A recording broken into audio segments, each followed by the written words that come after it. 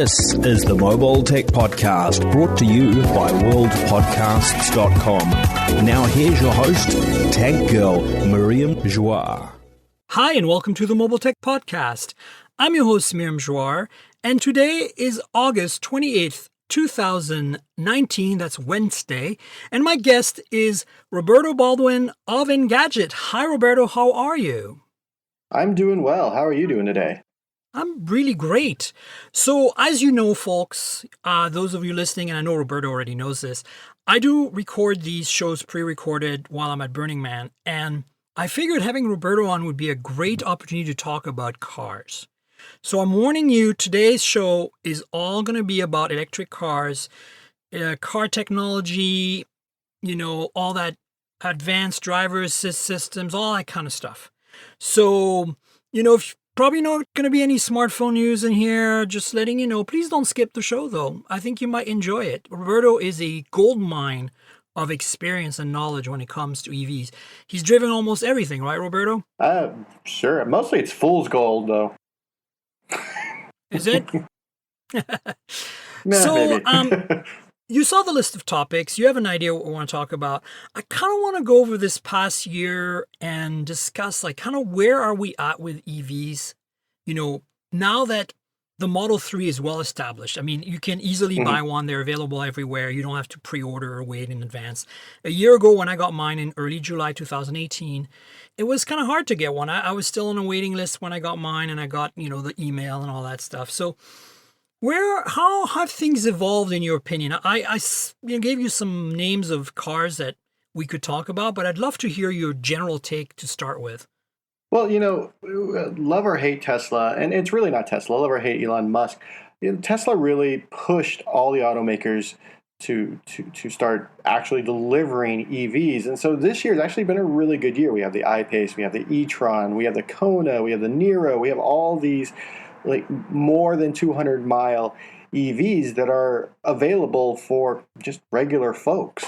So if you don't want to buy a Tesla, if you're thinking, I want something that's a bit more, mainstream, you can go out and buy a Kona EV, which is a great car. You can go out and buy a Niro EV, which is a great car. There's and you can get a Chevy Bolt, which is also a very good car. So it's a great time in the EV world. Yeah, no, I feel that way too. There are a few things that are kind of striking me, though. I'm really excited about the Kona and the Niro. So that's the Hyundai Kona and the Kia Niro. These are kind of sister cars in many ways in terms of technology. Which one is the smaller of the two SUVs? It's the Kona that's bigger, yeah? Actually, the Kona is smaller. It's the Niro that's smaller. Bigger. It's the Niro that's bigger. So the Niro, these two cars have me sort of... I'm back and forth on these two, on which one I like better. I actually, I'm just going to say I like the Kona better because it's sportier. It's a bit more fun. I like the design. It's a bit more out there than the Niro. But the Niro, even though it has a little bit less range than the Kona, it's bigger, so there's more legroom in the back. It rides better. There's more, there's more cargo space. And so if you're like a family, the Niro is a great little car. If you're on the younger end, or if you don't have a family, the Kona might be the one you like. Yeah, the reason I'm bringing those up, and you also brought up the Bolt, which is an older EV now, but it's still around and relevant for these three, I think are really relevant for one reason and one reason only, in my opinion. It's that they all have a very decent range for the price, and all have support CCS fast charging, right? Mm-hmm. So those are... to me, that's the thing that I think a lot of people don't really understand. Have you noticed a lot of people don't understand EVs out there? I mean, it's confusing. I mean, there's multiple, just in this country, there's 3 different charging. You have the CHAdeMO, you have the Level 2, you have the CC. You got all 3 of these different charging. And for the average person, they're like, well, what? I just go and I get gas, and it's one hole, and it's one spout that goes in the hole, and that's it. Unless you're getting a diesel. Right. And so that right there just creates a confusion for people when they're trying to... Unless you own a Tesla, in which case it's pretty easy. You just go to supercharging and call it a day. Yeah, then you just go to the supercharging network. But let's talk about that, because you see, I think this is the thing that I get, the common mistakes I get from the average person who says, oh, you have a Tesla, is a lot of people think don't understand the difference between a battery electric car and a hybrid electric car or a plug-in hybrid electric car. So the hybrid electric car obviously is like, the Toyota Prius is the kind of the reference point, right? Everybody knows what a Prius is. And the Prius comes in two flavors. There's a plug-in version and a non-plug-in version. But both of them are hybrids. They have a gas engine that supplements the electric motor, and they have a very short range for electric only because really this is designed for these two to work together. And you get great fuel economy on your gas because you are able to recharge a battery pack when you brake and when you do it down hills, that then, that energy is used back to kind of push the car a little faster and when you accelerate. And that's the concept of a hybrid. But it makes it very complex because you have a full gasoline car and on top of that, a battery and electric motor and some electronics. So it's like having a battery electric car and a gasoline car merged together, hence hybrid. And so then plug-in hybrid is basically a hybrid that you happen to be able to plug into the wall so that you can start with a full charge every time. And maybe you can do the first 10 miles from your house to the freeway on pure electric because you're just driving in traffic jams, it's slow and stuff. And then, of course, Teslas were kind of the poster child of how to make an electric car that's a battery electric car properly. And I mean by that Nissan made the Leaf. That was probably the first popular EV in the US.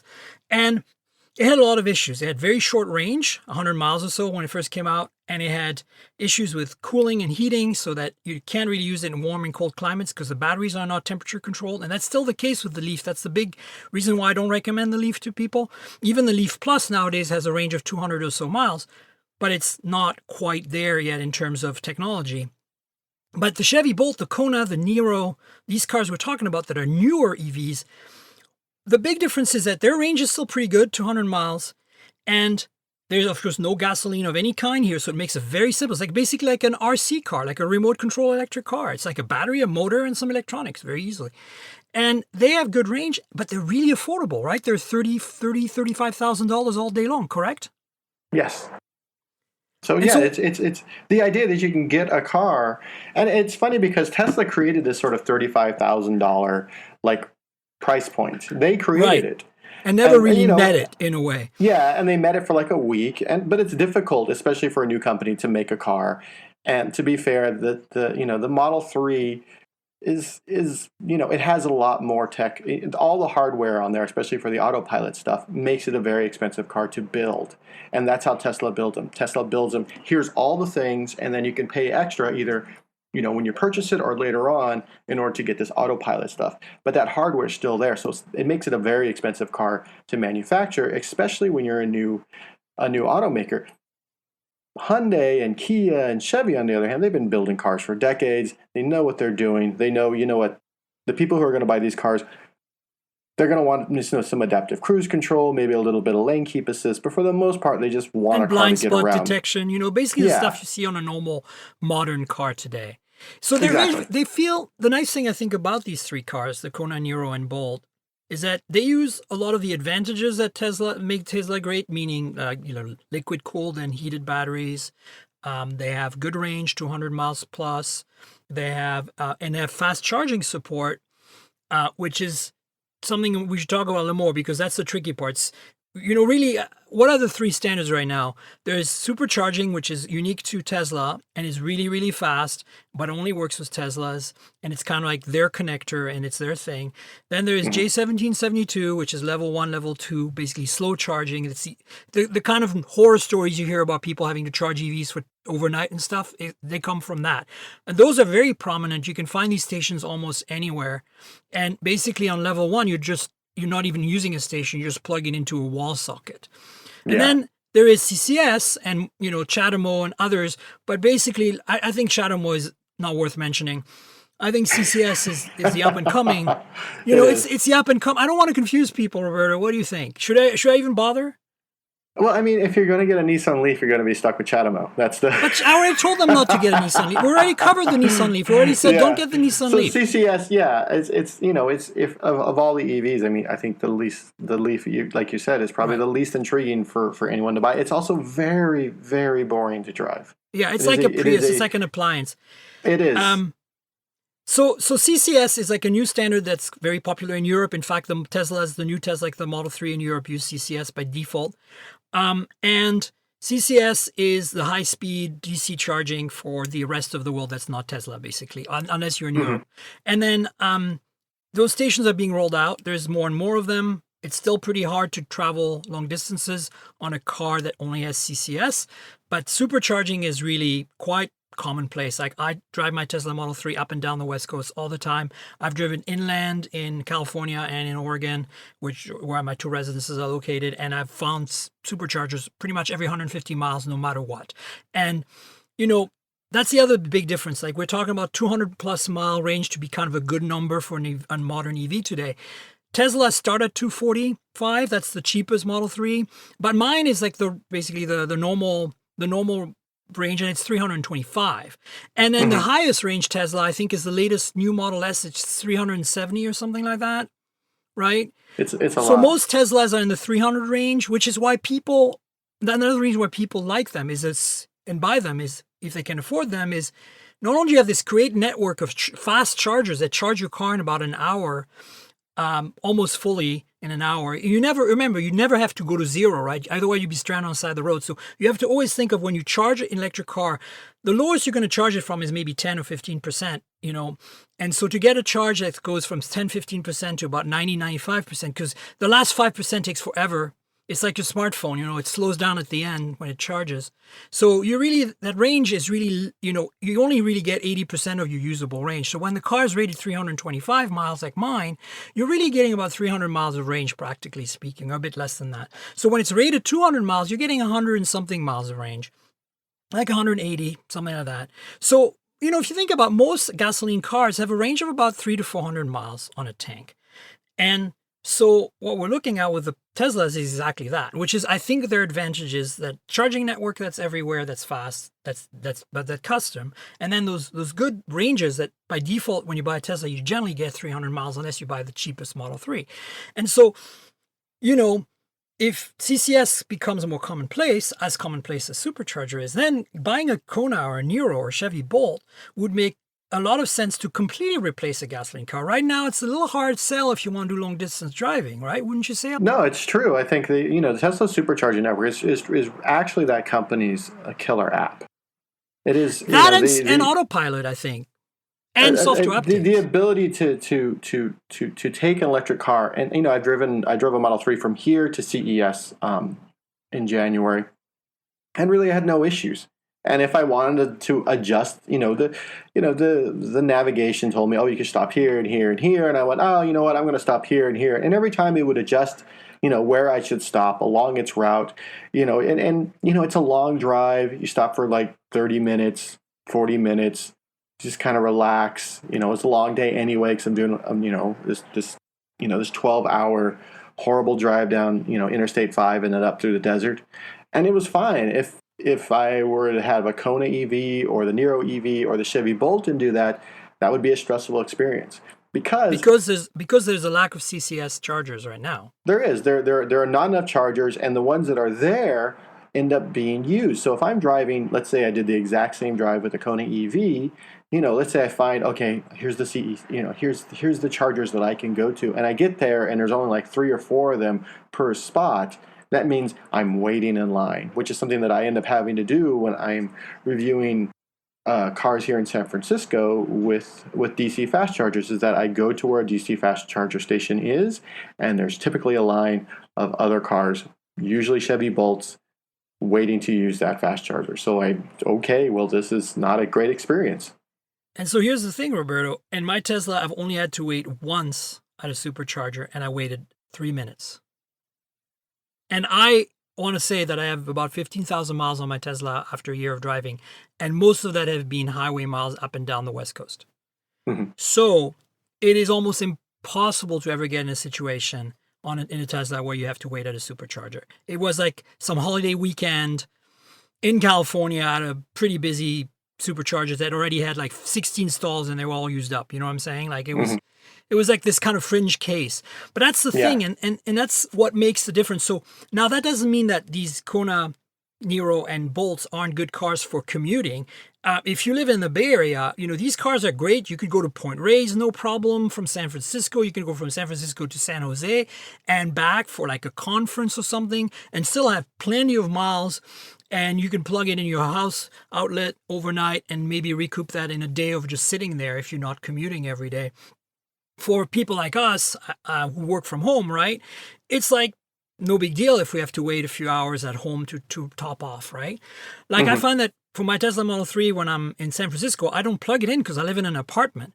So I use public charging stations or I use superchargers. And superchargers are basically, if I'm very low and I want to get a full charge, like as close to a full as I can, I go to a supercharger, I pay the money for it. But most of the time, what I end up doing, for just to need like 20 or 30 mile top off, there's a Volta charger near my house. Volta is a company that provides free slow charging, level 2 charging. But it's not that bad. You can get about 40 miles per hour charge, 30 to 40 miles per hour charge, and they let you charge 2 hours at a time. And they have a bunch of stalls near my house and down at the bottom of Potrero Hill in the kind of Soma Mission Potrero area there at their headquarters. And it's free. Get this, free charging, because they're advertising based. That's how their revenue method works. They have ads on these pylons that they have the chargers on, and I don't even watch the ads, to be honest with you, and I get free charging. It's great. Well, I mean, they don't force you to watch them. Yeah, they're like holding your face. Look at it. You should go there, Roberto. If you ever need to charge a car, this is a good place to do it. All right. Yeah, it's, and that's the sort of, if you are like someone who commutes, and most people don't do a lot of road trips. Road trips have kind of are sort of passé, and so a lot of these EVs work for most people. I mean, for me, if I were going to buy an EV right now, it would be a second car, and it would be the e-Golf. I love the e-Golf. It's a Golf. That's an EV. It has 123 miles. That's not a lot. I'm not going to do road trips with the e-Golf. It's a great car. It drives so well. It drives just like a Golf. It drives so great. I love that car, and my biggest concern is that the ID whatever version, the ID hatchback, won't be as good as the e-Golf. No, I think it'll be better. Because remember, it's primarily going to be sold in Europe, and Europeans, they like cars that handle and drive really well. Yeah. And that's one of the things about the Teslas that is nice. Yes, they're more expensive. Yes, they have all this technology, and yes, they have this great range and the supercharger network. But it's not just about that. The driving experience is, it's definitely a premium luxury sedan, sports sedan driving experience. Even the cheapest Model 3 drives like a dream. And it's night and day compared to these other ones we're talking about. Even the e-Golf, which I think is really good. But the e-Golf, if you've driven a Golf, it's a really solid car. It's a fun car to drive, whether you buy the base Golf or the Golf R, which is an all-wheel drive, 300 horsepower turbo monster, which I used to have before I had my Model 3. And basically, you can't go wrong with the Golf. And it's really nice that even though the e-Golf, the electric one, is a little long in the tooth, it's an older car and doesn't have the best range. That's, what is it, 150, 100, 120? What is it? The newest one is 123, I believe. Yeah, and that's a little on the low side, but it drives so well, and if you're just commuting, it's great. The point I was trying to get to, though, is that if you own any EV, if you live at home like we do, even in an apartment where you can't plug into a wall, it's easy to find charging, sometimes for free, to top off. And in Portland, where I have a house with a driveway and stuff, I plug into just 110. I thought I was going to buy a level 2 charger, Roberto. I never did. I just got lazy, and I was like, I drive 10 miles a day, right? I drive 10 or 20 miles a day for running errands, and I plug in, and 4 hours later, I'm back to top, right? Because it's 5 miles per hour, the super slow charging. So honestly, it's never been an issue. And then if I really need fast charging, as I said, supercharger. So, you're right. I think most people, first of all, number one, most people are well served with all the existing EVs for commuting. And second, I still think that, you say, you wouldn't road trip on an EV, but I feel that that's going to change very soon. I think it's very feasible to commute long distances like I do between two residences, or to do road trips with an EV that has good range and good charging network infrastructure. And right now, that's only Tesla, really. But let's talk about the future a little bit. That's about to change, right? Isn't Volkswagen, as part of its diesel scandal, penalties, as it were, building out a super fast CCS charging network for us? They are. It is called Electrify America. It is there. It is part of their penalty. But you know what? I talked to them. I don't even remember what auto show I talked to them about. I think it was Geneva, and they were saying that you know what? This is actually yes, this was part of something because we did wrong, and you know Volkswagen has been very vocal about and about apologizing for what they've done. But they also said you know this is something that we did wrong. This is part of our punishment. But this is actually, it seems like it's going to be a really good business for us. So, you know, as the Electrify America network, you know, builds out, and you know, they've been they're very bullish on moving as quickly as possible. I think that that sort of concern of the Konas and the Neros and the Chevy Bolts and the you know whenever you know the IDs when they come out from Volkswagen, that long distance, that road trip anxiety that you have with those cars because there isn't an infrastructure really right now, that's going to disappear. Yeah, and I'm living that life right now, folks. And I'm telling you, it's amazing. It's amazing. And don't get me and I think a lot of the listeners know this because you listen to the show many times. I'm a car enthusiast. I love cars.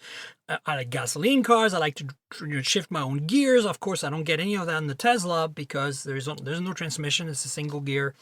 And so, you know, I do miss that involvement sometimes that I have in my other cars, you know, that are stick shift, and the noise, of course, can be fun if you have like a fun, you know, rumbly engine and stuff, or a high revving engine is also fun too. But you know, the comfort, the quality of the experience, at least on my Tesla, for these long distance road trips, it's super quiet, super comfortable, super fast. Like it's telepathically fast. You drove one to CS, you know what I'm talking about. It's like you see a spot on the freeway, you want to be there, you are there. You teleport yourself there. It's basically what it's like. Yeah. It is. EV torque is amazing. And even on the Kona and the Nero, it's a fun, you know, you hit that, you put it in sport mode, you slam on the accelerator and you're going to go. I mean, it's not as fast as the Model 3. The Model 3 is the best driving Tesla, period. To me, it's the best Tesla is the Model 3. I agree it's the best Tesla. Absolutely. No doubt about it. The Performance 3 is the master.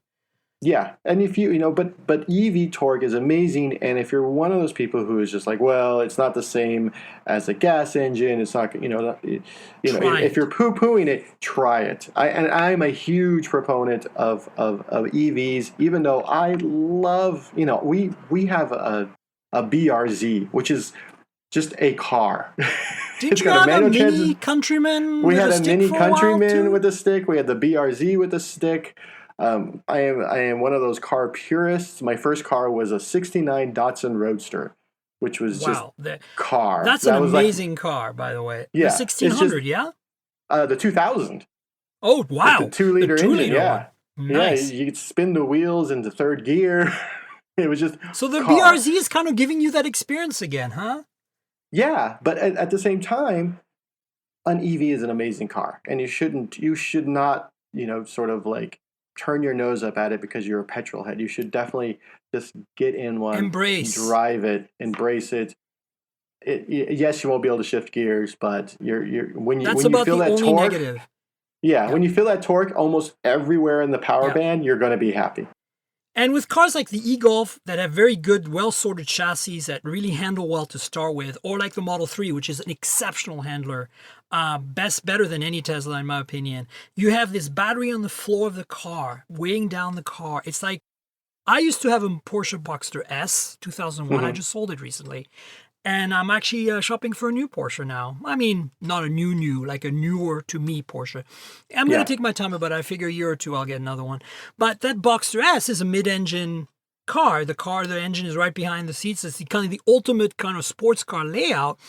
And my Model 3 outhandled that Boxster because the center of gravity is so low. And it's 50-50 perfect weight distribution. I don't have the performance Model 3. I have the rear-wheel drive, high, long range, whatever it's called, the one that's 325 mile. And so it's rear-wheel drive. You get that rear-wheel drive driving experience. You know, you can get the tail to go out a little bit if you're a little sporty with it. And then, you know, it has really good steering feel. It feels like a very well-sorted sports car. Yeah, okay, my Boxster has better steering feel for sure. Just a little bit because it's hydraulic and it's old school. But I think the Tesla is very good, and you can't understand it until you try it. And when you see how well these cars handle, at least the ones that are more drivers cars, and then you get the torque, it's just magnificent. And yes, you don't get your shift gears, and that's a little bit of a miss. I feel like I'm definitely more engaged when I drive my old Volkswagen camper van at stick shift. I'm definitely more engaged because there's no driving assist. I have to think of everything. Yeah. And it's kind of interesting, but I feel like those of you who are car enthusiasts, you owe yourself to check them out, and they're coming down in price. That Kona, that Niro, the Chevy Bolt, and the e-Golf are all much more affordable. And yes, there's some compromises there. You don't get software updates over the air. You're going to get autopilot. You don't get the supercharging network, but the CCS Electrify America network is coming. And again, the ones that have a 200-mile range, I think, are very suitable, even potentially for some road trips, for limited road tripping. But the future is 300-plus mile range with a wide network for charging. At that point, you'll be able to abandon your normal cars and use EVs every day. I'll give you an example as well. When I'm in San Francisco, where I don't charge at home and I rely on third-party charging infrastructure, or Tesla superchargers, I often, because I work from home and I drive 10, 20 miles a day, I often charge every 2 weeks, like at a supercharger. If I don't have time to go to the Volta charger near my house, or it's full or something, people, like, how you drive your gas car and you don't drive it much. Sometimes you don't fill up for a month. It's exactly the same. Like, it is really amazing how much range makes a difference in the ownership of any vehicle. And I think with EVs, that to me is probably my number one variable if I bought an EV. I mean, other than I have to like the way the car drives and feels and looks, I would want range number one, charging network number two, and then I'd want like the autopilot ADAS assist features. And along with that, I need software updates. Once you've lived with a Tesla where you get a software update every 2 weeks pretty much on the spot, and literally my car has like at least a half dozen more features, some of them very useful, in the last year that I've owned it, for $0, you'll never go back. Like, it's like your iPhone or your Android phone. It gets software updates. Of course you want that, right?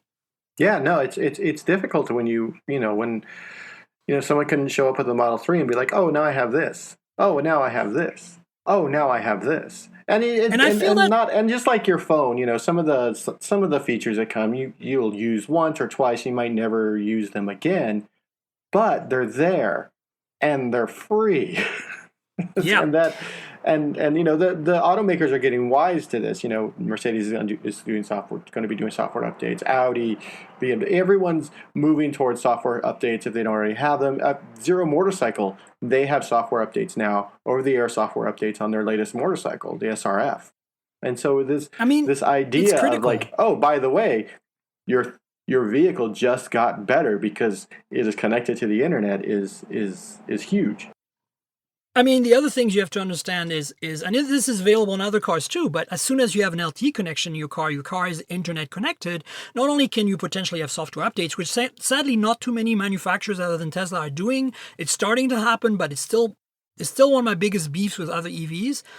But the other thing you get is you get access to an app. So you can, control your car remotely. Like, oh, did I close the windows? Oh, I should turn on the AC so the car doesn't overheat while I'm grocery shopping. Oh, let me pop the trunk remotely for you or whatever. All that stuff. And you're going to say a lot of cars support that. But Tesla went one step further. The key is optional. Like you have the access to key fob if you want to buy it, or a little credit card size key thing, NFC card thing. But you can pretty much do everything from the phone. And if you have your phone in your pocket and it's paired with your car, you just walk up to the car and it works. And it used to be a little wonky in the early days, but it's so reliable now. I use it both on Android and iOS. It works. Like I would say 99.9% of the time. Every now and then, if I just rebooted my phone, it hasn't connected via Bluetooth to the car yet, and I have to wait like 10 more seconds for the door to open. But I've really had no issues with that. So that's another future you're going to be starting to experience from other manufacturers, is this concept of your phone's your key and everything's connected. And when we decide to run errands, like I'd be like, hey, honey, where is that store we're going to? And I type in the name of the store in Google Maps on my phone, right?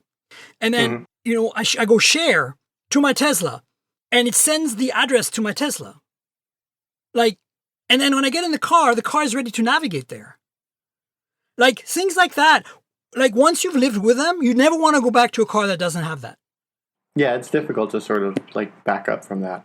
And you're going to say, well, what about Android Auto and CarPlay? Well, Tesla doesn't have that. And honestly, I don't feel like I miss it. I feel, honestly, I've never been a big fan of either CarPlay or an Android Auto.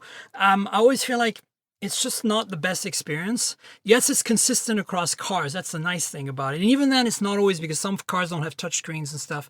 But I feel like with a Tesla, their in-car system is so good, so strong, that I'd rather have this share sheet thing where I share a location from my Maps app to the car, and like my car knows my calendar. My car has access to my emails. My car has access to my text. All of this is because through the Tesla app. So even though I don't have Android Auto and CarPlay support in the car, my experience is not diminished by any means. And in fact, they're about to add Netflix playback so that when I supercharge, I can watch Netflix on my car, or if I'm stopped on the side of the road or whatever. Right now, you can do web browsing. You can actually web browse while you drive, which is, this is one of those gray areas that Tesla lives in, where they're pushing the envelope a little bit, I think. Why would you do that, right? You wouldn't do that. I never do that. But you can. I surf Engadget when I'm bored usually. I just go, let's see what Roberto wrote today, and just go Engadget.com. I used to, like, those of you who don't know this podcast very well, are just happening to come to the show today and go like, a show about EVs on a podcast called Mobile Tech Podcast. Well, mobile technology includes devices you can step into, in my opinion, not just devices you put in your pocket. So there's no better device you can step into than an EV that's basically just a tablet on wheels. I used to work at Engadget. I used to run all the phone beat there for Engadget, basically what Chris Velasco's job is today. So I'm pretty fond of you folks and your writing, all of y'all. So, of course I'm going to go to Engadget when I'm bored in my car waiting for charging or whatever. And the waiting for charging is really like basically 45 minutes to 50 minutes for full charge. And usually I go get some food, go to the bathroom. Oftentimes I'm like, it's finished. I'd better run back to the car, because Tesla charges you overage if you stay parked and plugged into a supercharger, which is very smart. Encourages to. But leave. you get a notification. Oh yeah, you get a notification. But you can say 80%. You're like, okay, let me finish my meal. Totally. Pay my bill. You don't have to like jump up and run. But my point is that half the time, Roberto, I'm just finishing. Like, it catches me by surprise. I'm like, oh, crap, I thought I was going to have time to go through that email inbox and fire off a bunch of responses. I got to get back on the road now. That's completely changed my experience of long-distance driving. When I had a gas car, like when I used to drive my Boxster S from, say, Portland to SF, it was just like stop for as little time as possible, like just pee, get some crappy junk food, get back on the road and just eat away that time, Now I'm just like, oh, great, I get to supercharge. I got an hour. I can do some emails. I can like catch up on Facebook. I can eat some real food. And then I'm like, oh, crap, an hour's gone by. Oh, my notification from my supercharger. I better go out there and unplug. It's kind of the reverse. It's really funny. What also reduces the fatigue of driving, I think I've driven from here to Kansas City. I drove from my hometown to Kansas City once, and I drove 20 hours straight. And that's stupid. I was in my 20s. I was like 22. But that's stupid. No one should be driving 20 hours straight. That's ridiculous. That's rough. But if I'd had the electric car, good or bad about this, but it does sort of force you to stop and relax and just like recharge. And it's because it's so quiet, all of them are so quiet. You only have to deal with road noise, like tire noise and wind noise. Honestly, it makes you, it's like, how when you finally discover the joy of wearing noise canceling headphones on flights, and you're like, how did I live without this? It's making me a lot more relaxed and less stressed simply because I don't have all this noise all the time. You'd be surprised on long trips how much less noise makes a difference in keeping you rested. And then on top of that, on some cars like the Model 3, having autopilot, where you're basically supervising the car driving itself, and you just have to watch out for things. It's tough because I'm a very involved driver, so I don't actually use autopilot that often. But I have to say that like when you drive from Reading to San Francisco, pretty much a straight line on I-5, and then, you get off of 505 and 80. I pretty much have an autopilot the whole time because all I'm looking for is making sure that, there's not a box or a tire on the road that I need to avoid last minute, or like I don't have to do anything else because it's so good at it. Now, on the hilly, mountainous parts in Oregon, it's not as good because it tends to be more cautious than I would be as a driver. So I actually can drive much faster in the mountains with the car if I drive it manually. Also, and the thing you learn about electric cars is all that torque is amazing because, on a gas car, when you go up a hill, it doesn't matter how fast and powerful your gas car is. You go up a hill, you can hear the engine is working harder, right?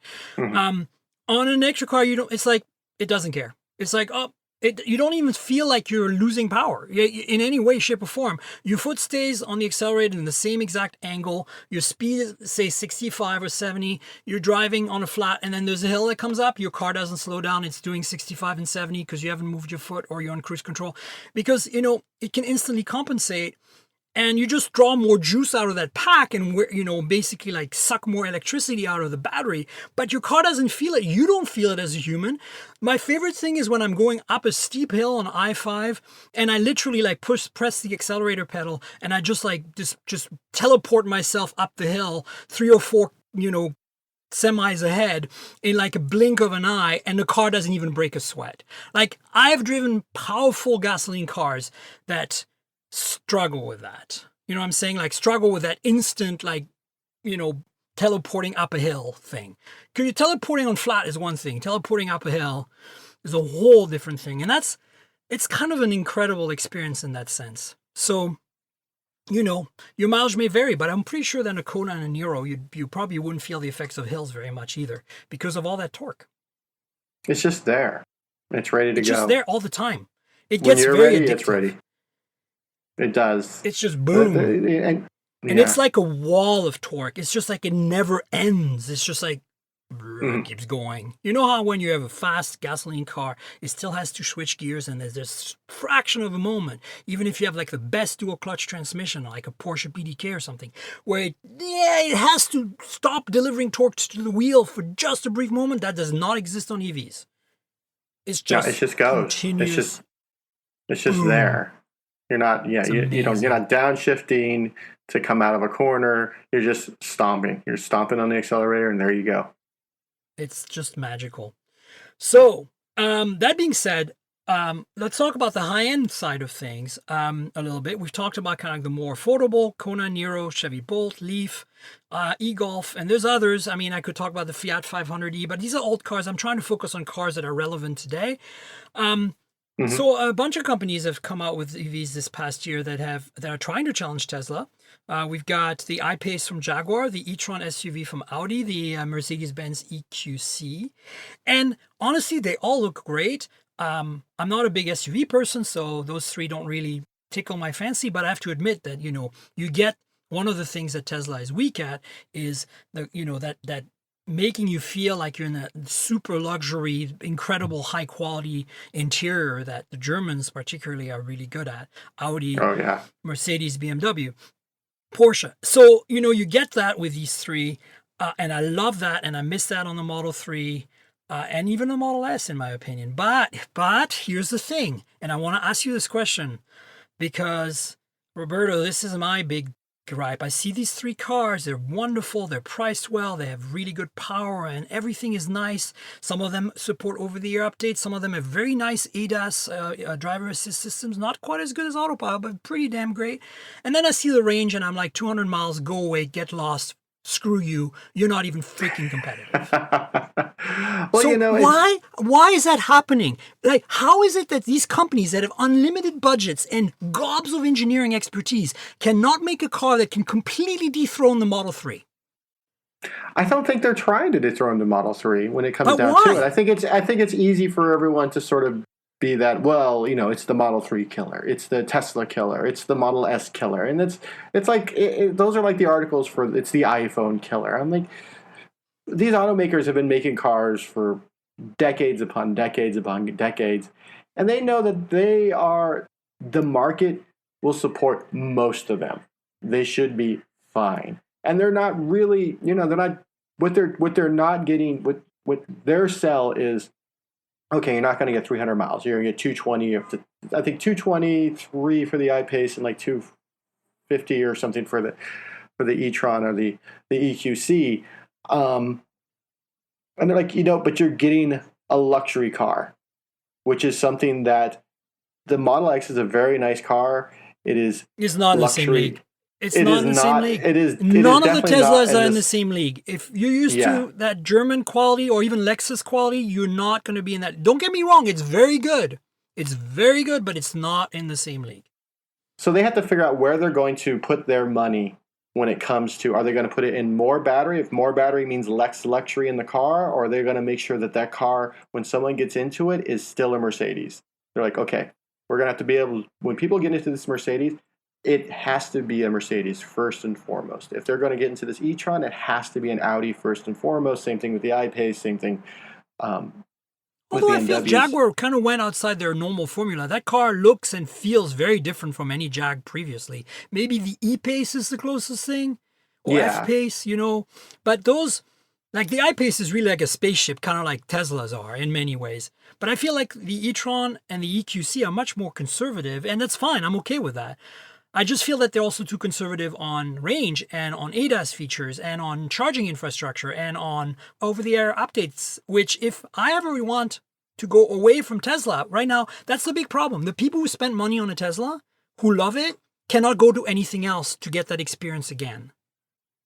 And I want them to be able to. And that's the thing. It's a give and take, especially right now, because they are looking at their what they're offering to their. Tesla came out of the box. They could have offered anything, clean slate.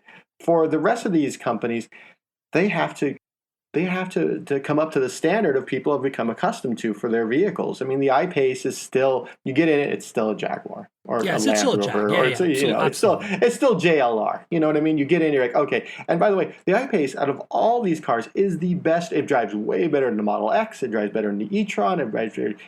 We drove it off road and on a track in Portugal.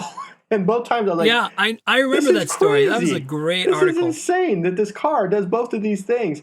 And it's still JLR, so you have to sort of, you're always, British motor companies. Prince of Darkness. Yeah. But, makes an electric car. Ouch. Yeah.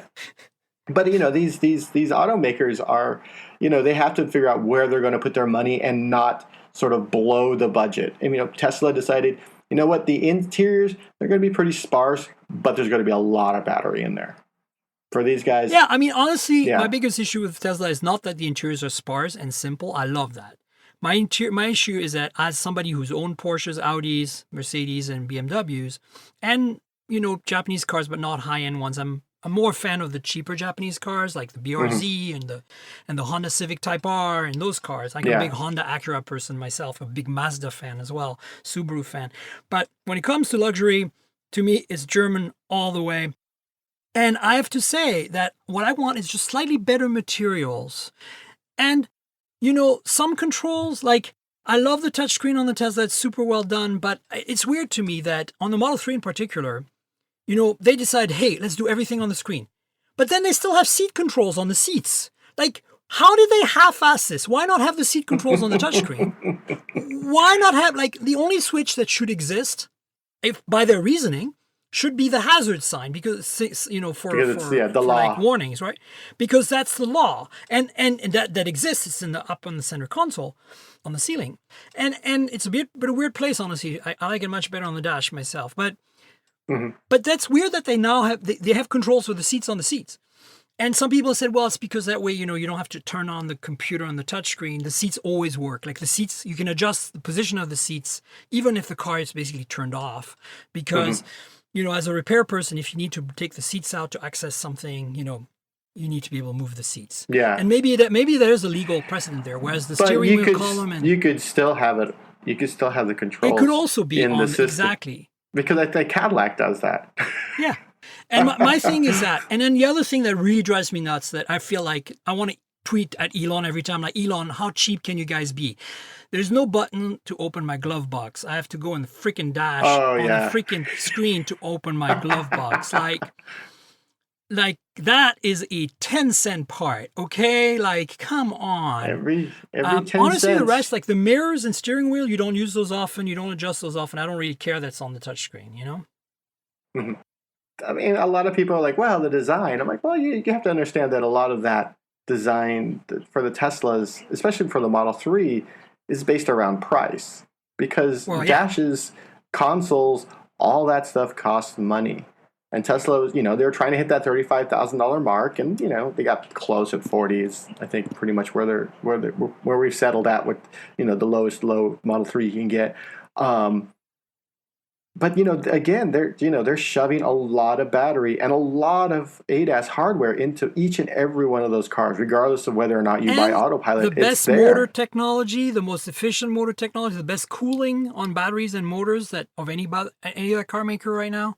They're so ahead because they've been doing this for so much longer than everyone else in terms of drivetrain and stuff. It's interesting to me that my other gripe, if I have any, is like I said, it's not that the interior feels cheap. It's definitely Spartan, and I like that. It's just that the materials could be better, and the build quality. Mine is pretty damn good, like compared to some early ones, and it's gotten even better since then. But I still feel like it's built. It feels like a high-end Volkswagen from like 5 years ago, or a high-end Civic from 5 years ago, or even an Accord or something. It doesn't feel like a modern Audi. You know what I'm saying? If you don't know what I'm saying, step in one of these cars and you'll understand. It's intangibles. It's like you look at the things, you touch them, you feel them, you look at them. And I just said intangibles and I said touch them, but you get what I'm saying. They're not things that are make or break.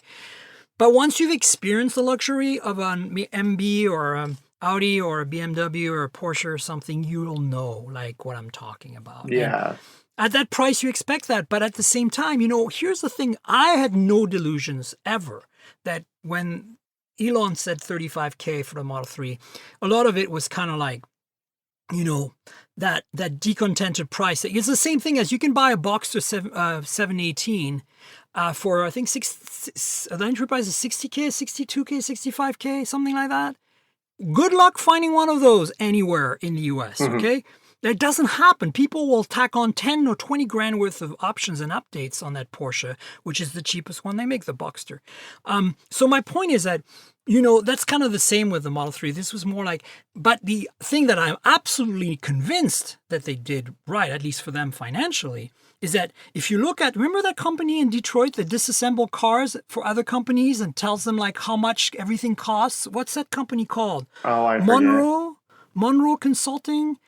Anyway, they took apart the Model 3 and they said, build quality materials could be better and certainly fit and finish, not build quality. So, but they said there are two things that they were blown away by. They have never seen anything like it. Is the electronics, like the integration of the electronics, like the chip density, the number of components on the circuit boards, that kind of thing. They're like, it basically looks like military equipment in terms of its quality. And then the other and density of compute. And then the other thing they said was the amount of money that Tesla potentially can make per car. Because it's not that fancy of a car, the 3. So when they sell a 70,000 or whatever it is, 60,000, 65,000 Model 3 Performance, the top all range one, they're making a crap ton of profit on that car. So it's kind of like Apple with the iPhone, right? I mean, it's because at the low end, they're either the profit margin is just razor thin or nothing, or they're losing because all the hardware that's in the low end, most of it's in the high end, all the sort of the base of the vehicle, and then once you get to the high end, you're like, oh, we just have to put another motor and we'll do this, and now it's faster. So it's they have to sell a lot more of the high ends, and they've positioned the car with this ability to go fast, and it is a very fun car to drive. That's and that's where they should. I feel like if 2 years ago, if Elon Musk had just said, you know what, we're not going to make a $35,000 car. We thought we could. It's not going to work with this car. This car is not going to be $35,000 because we're putting too much into it because we're a young company. And I think people have been like, there would have been the haters or whatever, but I think a lot of people were like, all right, that's fine, whatever. But it just kept like It's like when it's like when you have an article and you tell them it's going to be due on Thursday. It's going to be done on Thursday, and now it's Wednesday night, 11 o'clock. You're like, oh, this isn't going to be done. Oh, now what do I do now? When on Monday, you could have very easily known it wasn't going to be done. Right, exactly. It's one of those things where you promise something and you're like, oh, this isn't going to happen, and you just keep waiting, and it gets worse. Instead of just telling everybody, oh yeah, I wasn't going to do that, you just keep, well, maybe something will happen, like I'll get a time machine or something. Hey, watch out. Elon might have a time machine for all we know. But yeah, look, I think what I'm trying to get here too is that they make a lot of profit on each car, which is a very smart thing. As you know, Apple, that's one of their things. They make a lot of profit on each device they sell, and that's why they're a very successful company. And we know that Tesla, there's a lot of Tesla haters there, and especially in the stock market. And I personally don't understand it. I'm like, guys, don't you want this? I mean, obviously, the oil industry and car industry doesn't want this to happen, doesn't want Tesla to succeed. I get that. But I'm just saying, like, if you're an investor, why not invest? It's a big risk, but, it's no more or less risky than Apple, in my opinion. Apple has a lot of risks, even though they're a pretty well-established company in terms of buying stocks from them. I just don't understand this whole attitude of, they've made something so incredibly unique. Why are we always crapping on Tesla? I think a lot of that, I think the crapping on Tesla comes from Tesla's CEO. I think Tesla's CEO sets himself because up Elon as is crazy. Exactly, and he sets himself up as the name in the face of Tesla, and that's. I don't think he's literally crazy, but I think he can come across like that. Yeah, I think there's yeah. Yeah, you're right. He's a person who has created or helped co-found a company and push the entire auto industry to do something that they would just barely be doing now if there wasn't a Tesla. And I think he's built this great company, but he's also the potential reason that company might fail. Yeah, well, that's the same with back in the days when Jobs was insane. He would if he had stayed at Apple, he would have destroyed Apple. Like, it would have died within a couple of years of him staying there. And it was good for him to go and come back and get his shit together. Am I allowed to curse on this? Okay. He had to get his shit together and be humbled and figure out what he needed to figure out in order to come back and build a company that we see today that sells us a lot of iPhones. Yeah, exactly. So, I think it's interesting. Again, let's talk about some of the cars that are coming that I'm excited about. There's not, again, I want, yes, I'm biased to own a Tesla. I love it. There's so many things it does so much better than other cars. And that's why I love it. It's not because there's Tesla on it or because of Elon. It's because right now, objectively, it's the best EV in the world. And that's it. And it's going to get, hopefully it's going to get eclipsed by something at some point. I want competition. I want choices. I'm a big fan of Audi. I feel that, especially all-wheel drive, which is the future of all cars, and the Model 3 performance is all-wheel drive. If you really want to get good performance of a modern car, you need all-wheel drive. We know that. Bugatti Veyron, Audi R8, etc. Audi is probably the best position, I think, to deliver something that is a direct competitor to the Model 3. Like something like an S3 electric, right? Or RS3 electric. Yeah. And yet I see the range on that freaking e-tron SUV, and I'm like, and the fact that neither that and the EQC have a frunk, like, how are you making an electric car that doesn't have electric car features? Like, you have no motor in the front or engine. Well, you have a motor, but it's between the wheels. You have no stuff in the front. Why not let that be used as a space to store crap? It's just blows my mind. At least the I-Pace has a frunk.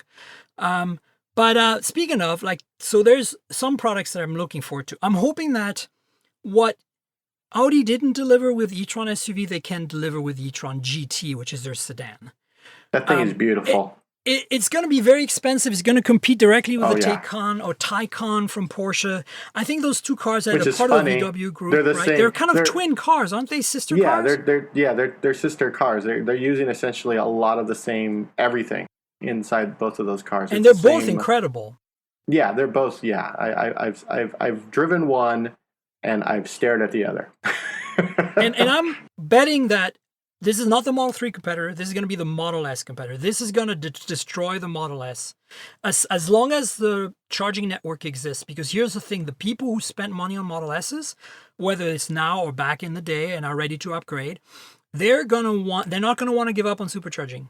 They're not going to want to give up on that, and software update, and all the technology features that they have. So I really hope that Porsche and Audi don't just go after their existing customers, but try to bring a car to market that is superlative in every way so that they can lure away Tesla buyers from Tesla and, bring in Porsche 911 drivers who would have bought a Panamera turbo all-wheel drive hybrid or whatever, that insanely awesome station wagon.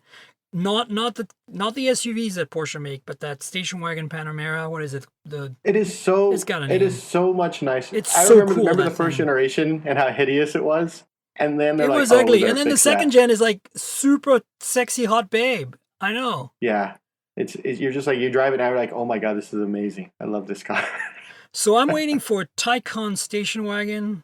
Like the Panamera station wagon version. I know they're going to make a Taycan SUV variant like the Cayenne. I'm not interested in that, but the Taycan sedan, and more importantly, a wagon version of that sedan. Oh, if I have the money, oh my god! And then on the low end, I'm actually really excited by the Volkswagen ID, which is going to be the e-Golf replacement. The ID brand is a sub brand from Volkswagen for all their electric cars. They're also making an ID microbus, which is going to be the ID Buzz, which will basically be like the old camper van buses and Volkswagen, vans, campers, and buses.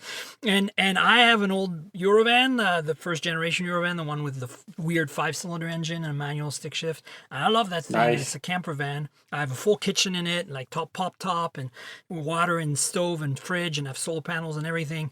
And I want an EV version of that so bad, especially one where I can go long distances and charge on CCS networks. So hopefully by the time that comes out and I can buy one used and the depreciation happened on it, there'll be a good CCS network out there for me to enjoy.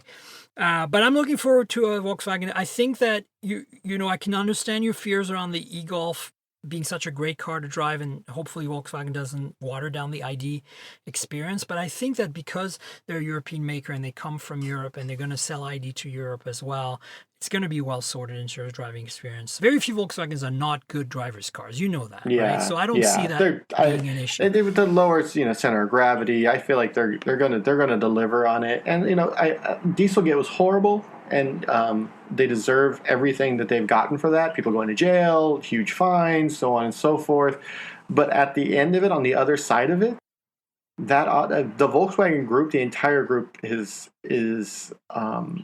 they are embracing, EVs in a way better than anyone else. Better than anyone else. I know BMWs, they've been playing the long game, trying to get their factories really up and running. Themselves up. I feel like they're the loser in this story. They've been playing this long game, and I just feel like they moved slower than they should have in this, because they were like, oh, we're going to build these modular, we're making the factories so we can have these modular cars. But I feel like it should have happened 2 years ago. I mean, they had the i3 and the i8. They had the i8. Yeah, and then they just sort of sat on it. And then they kind of sat on it. Yeah, I feel like they're 2 years behind where they should be as a company right now when it comes to EVs. I think they messed it up, and I'm a big fan of BMW, don't get me wrong. To me, if I had to buy a BMW right now, without a doubt, without even blinking an eye, would be an M2 all day long. Like, just the M2 competition is amazing. Absolutely incredible. Just amazing. So, I love BMWs, but I feel like they really screwed things up. The i3 is a nice car to drive, but it's not it wasn't competitive when it came out. Never mind now. And the i8 is a hybrid. Car. It's a great car, the i8, but it's a hybrid. I want a pure EV that looks like that. That's super fast. I think what might have happened is that they saw that they had lost market share to Mercedes, and they were like, okay, let's work on the gas line. The ICE engine, the internal combustion engines, and try to make up some of what we've lost to Mercedes, and the EVs suffered because of that. Yeah, no, but it's sad. It's sad. Yeah, they were so well positioned. Yeah. And then we talked about Audi. Audi, there's going to be the e-tron GT, which is going to be the super luxury Model S competitor. But hopefully we can see that trickle down. I want to see like an A4, A3 competitor from Audi that takes on the Model 3. And, wouldn't it be incredible if BMW made a 3 Series EV that doesn't even look different than the regular 3 Series? That's what I want to see. I want That's to their see plan. I want to see a car. Yeah, but they're going to adapt the gas architecture to be EV, and that's going to be full of compromise. I want a car that under the shell is completely different, has the layout for the battery between, like as a skateboard setup, right? Mm-hmm. But then on top looks like a 3 Series. And then the gas one is a completely different floor pan. You know what I'm saying? Like, that's what they need to do. That's modular. Like, that's the real modular. Like, and then it has a trunk and a frunk if you have the EV version. If you don't have the EV version, you don't get the frunk. That's what we need to see coming from the big makers. And I think you're a huge fan of frunks. This is what I've learned today. You love frunks. Well, my Porsche has one. My did have one because I don't have it anymore. I sold it just now recently. But my Porsche had one. All Porsches, most Porsches that are 911s or Boxster Caymans have them. And the frunk in my Tesla, it's like the secret compartment where you can leave stuff that nobody can get to. It's great. There you go. I love my frunks. That's why I like them. But look, I'm just saying, right? Look, why waste that space is what I'm saying. Mm-hmm. And ideally, a lot of it is like radiators and stuff is what people are putting up there. And they could engineer that area to actually have a front. Like some of them, you're just like, there's a lot of just sort of empty space up here. I mean, there's lines going from left to right and front and back, like cooling lines, but there's plenty of room below them. They could have moved those lines. Yeah, it's just weird, but hey, it is what it is. So I mean, there's definitely stuff to look forward to. Other than the ID from Volkswagen, what do you have on the horizon that you're excited about that's affordable that people can potentially consider buying that are in that same Kona Niro Bolt range in price? That might be gosh. The thing I'm most excited about is that little Honda that's never coming to the United States. Never coming to the U.S. Yeah, I know. What's it called again? The little Honda. The Urban whatever. It's had like right? The Urban E. Yeah, it's had like 5 different names. I was there when they unveiled it at Frankfurt, and I lost my goddamn mind when I saw it because it reminds me of a late 70s, early 80s Honda Civic, which those cars are amazing. Oh, awesome! And where am I going to go see? I've seen it a couple more times when they did the near production and the pre-production unveiling, and every time you can't help but fall in love with that car. And it's going to have, I think it's 120, 130 miles. It's only being sold in Europe. I've been told, I haven't heard officially from Honda, but I have heard through the grapevine that if enough American customers hassle Honda, they will bring it to the United States. But I still don't think they're going to do that. I think that needs to happen hard. Yeah, Honda is a very, very conservative company when it comes to that sort of stuff. And they will look and they will have a spreadsheet and they will say, unless we can put out, we can sell 50, 100, 75,000 of these units in this country, we're not going to spend the money to get it ready for the United States because Robbie wants it. They gave us the S2000 and most recently the Civic Type R, and prior to the S2000 the Integra Type R. So sometimes some of the bean counters or engineers get it right over there at Honda. But they had to you have to wait and they have to look and they have to. You have to beg. Come on. Yeah. But, so how do you feel the Japanese? Multiple times.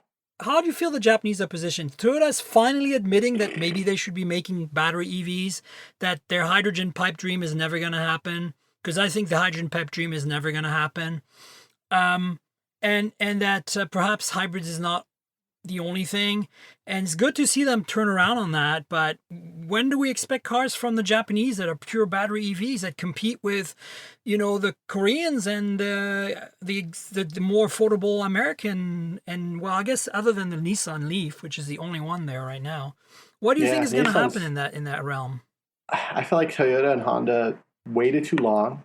Kia, Hyundai, Kia and Hyundai are doing what Toyota and Honda, what you think Toyota and Honda would be doing right now. That's where Kia and Hyundai are right now. Kia Hyundai is killing it. Their cars are, every car you get in, you're like, you have to pinch yourself because you have this sort of preconceived notion of what a Kia or a Hyundai is, and then you get in the car and you're like, oh no, they're better. It's exactly what it was like when Japanese cars in the 80s were at their heyday. Yeah. I feel. It's like 1988 all over again. It's like, yeah. You know, like you see, like, what is that Hyundai or Kia? I can't remember which model that is. It's the rear-wheel drive sedan that they make. That just it takes on the BMWs. What's it called? You know the one I'm talking about. It's a Kia. The Genesis. I mean, the Genesis is the luxury one, but then there is. You're googling it. Is it the G70? Yes. No. The one that's much more sporty than that, Stinger. Oh, the Stinger. Oh, I thought about the. Oh, yeah, the Stinger is crazy. No, I'm talking about the rear-wheel drive sporty car that takes on the BMWs. Yeah. I mean, that car is mind-bogglingly good for the money. And you're just like, how Kia? Right. Kia. So don't worry. The Koreans are going to be ahead of the Japanese, especially the Japanese don't have EVs to talk about. Other than that Leaf is dreadfully old now. It really needs to be completely redone. But hey, I mean, I know the Leaf is a tool. It is a hammer. But it's also to hit a nail. It's also. And that's it. Yeah, but it's also so low tech. Like, how did they make a second gen of that product and not cool and heat the battery? Because what exactly were they thinking there? I feel like I feel like they looked at a spreadsheet and said, if we just update this a little bit and do this, we're going to sell a shit ton of these, which is what they sold with the original Leaf. And I'm sure they'll didn't sell happen because it's a completely different climate. Yeah, I think they sort of shot themselves. Probably. Although it is pretty popular in Europe, it turns out. It's still I saw a ton of them in Norway while I was there. A lot of e-golfs too. Yeah. Well, listen, we should wrap it up. It's been a good conversation. Thanks so much for, bringing your expertise here. I mean, obviously, I don't get to drive as many cars as you in terms of reviews because you are really the automotive coverage for Engadget. That's your area, right? That's my jam. So you get to play with all the toys. So as such, thanks for all your insight. And in conclusion, I think this is an exciting time. I think some really good stuff happened in this past year. And there's definitely a lot of more stuff to come. That's really exciting, wouldn't you say? Oh yeah, I think it's just going to get better because I think all the automakers they're all on board for EVs. The ones that already have a sort of a leg up, the Hyundais, the Audis, the Teslas, whoever, everyone else who's already making EVs, the Chevys, they're going to make their EVs better. And isn't Kia coming out with a Soul that's got the same technology as the Niro? Oh, the Kia Soul, the EV, the new Soul EV. Awesome. It's going to be the same. It's going to be the same range, right? Same range as the Niro. Yeah, I drove it in Korea. It was amazing. How was it? It was ridiculous. Well, first of all, the Soul is an amazing car. Like that's one of those cars where you're like, I broke my leg a few years ago, and I couldn't drive our car because we have a manual transmission. Yeah. So I was renting cars from like a zip car type scenario. Right. And the first one I got, the only thing that was available was a Kia Soul, and I was like, God damn it! All right, fine. I've always liked the Soul, man. I knew the Soul was a secret sauce. Yeah, I drove 5 miles. I'm like, this car is amazing. And now the EV, they have an EV version that's out now, and now the but new it's not competitive. It's great. It's a wonderful car. I drove it around Korea. I loved it. It's but that low center of gravity makes it drive even better. There's a new one. I drove the new one. I drove the new one. The new is going to be great. I think the old EV was not competitive because it's just like had less than 100-mile range or whatever. It was like it's a bit like the Fiat 500e. Yeah, it's like a compliance. Which is sort of there. Yeah. Yeah. Cool. Well, listen. Do you want to tell the folks on the show, Roberto, where they can find you on the internets, like your Twitter handle, Instagram? Of course, you want to pimp Engadget and stuff. Do it. Oh yeah. I'm the senior editor for Engadget. I cover automotive, so you can just go to engadget.com, and if there's someone driving a car, it's probably me. And on Twitter and Instagram, I am STRNGWYS. Strange Ways with no vowels. So you can follow me, or probably not. You're better off on Instagram. Twitter is just craziness. Yeah. It's car. Instagram is just cars and cats. So if you like cars and that's all you're and/or really need in cats, life, cars and cats. that's all you need. Okay, Cars and cats. and I promise you, listeners, next week we'll get back to phones. But I hope you enjoyed this. I hope you felt that it was a bit different. Mobile devices you can walk or step or sit in and get into rather than the ones you put in your pocket. And you know where to find me on the internet. I'm at Tankgirl. That's TNKGRL on Instagram and Twitter.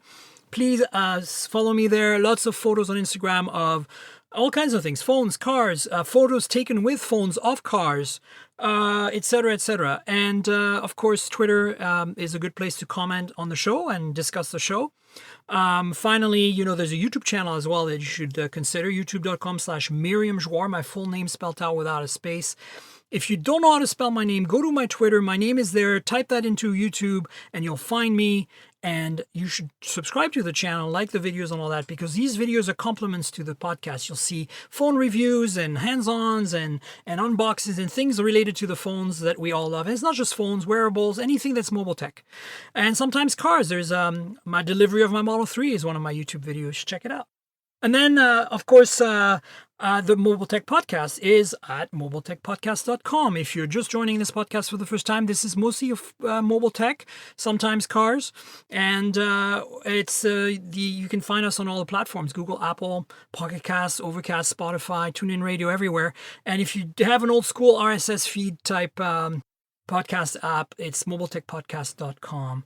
And then finally, I want to thank a sponsor, Audible. Audible.com is where it's at for audiobooks. If you like books, but for whatever reason you're unable to read a book, maybe you're driving a delivery vehicle all day and you want to listen to the books instead, you got to check out Audible. Audible.com has an incredible selection. A lot of the books are read by the authors, which is really, really cool. And more importantly, we've got a deal for you on the show.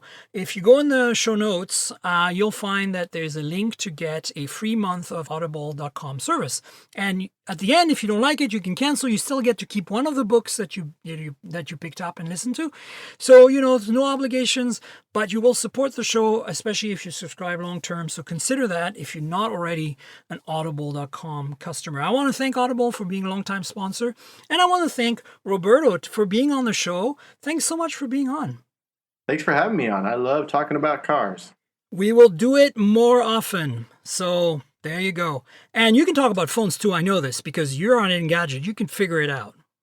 I have a phone. See, it's an iPhone 6S. I have an old phone. Wow, that is pretty damn old. Yeah. I demand a headphone jack. Good call. Well, folks, stay tuned for another show next week. We'll get back to our regular programming on mobile devices that you can put in your pockets or on your wrists, etc. So stay tuned for that, and cheers, everybody. This has been the Mobile Tech Podcast with Tank Girl, proudly presented by worldpodcasts.com. You can visit us online at mobiletechpodcast.com.